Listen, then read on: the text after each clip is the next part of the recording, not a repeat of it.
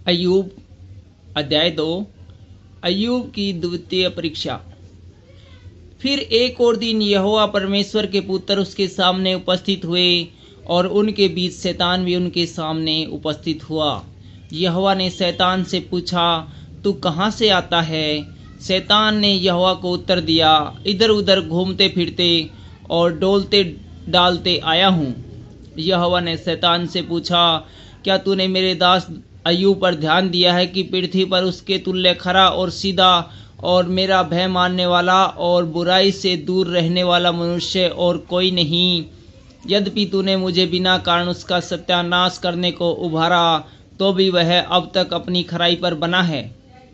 शैतान ने यहोवा को उत्तर दिया, खाल के बदले खाल, परंतु प्राण के बदले मनुष्य अपना सब कुछ दे देता है। इसलिए केवल अपना हाथ बढ़ाकर उसकी हड्डियां और मांस छू, तब वह तेरे मुंह पर तेरी निंदा करेगा। यहोवा ने शैतान से कहा, सुन, वह तेरे हाथ में है, केवल उसका प्राण छोड़ देना। तब शैतान यहोवा के सामने से निकला और अय्यूब को पांव के तलवे से ले सिर की चोटी तक बड़े बड़े फोड़ों से पीड़ित किया। तब अय्यूब खुजलाने के लिए एक ठीकरा लेकर राख पर बैठ गया। तब उसकी स्त्री उससे कहने लगी, क्या तू अब भी अपनी खराई पर बना है? परमेश्वर की निंदा कर और चाहे मर जाए तो मर जा। उसने कहा, तू एक मूढ़ स्त्री की सी बातें करती है।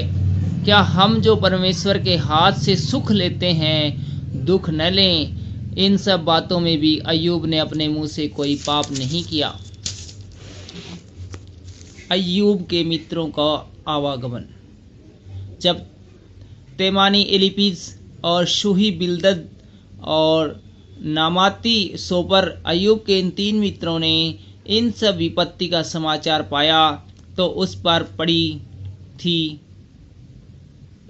इन सब विपत्ति का समाचार पाया जो उस पर पड़ी थी। तब वे आपस में यह ठान कर कि हम अय्यूब के पास जाकर उसके संग विलाप करेंगे और उसको शांति देंगे, अपने अपने यहाँ से उसके पास चले। जब उन्होंने दूर से आंख उठाकर अय्यूब को देखा और उसे न पहचान सके, तब चिल्लाकर रो पड़े और अपना अपना बागा फाड़ा और आकाश की ओर धूल उड़ाकर अपने अपने सिर पर डाली।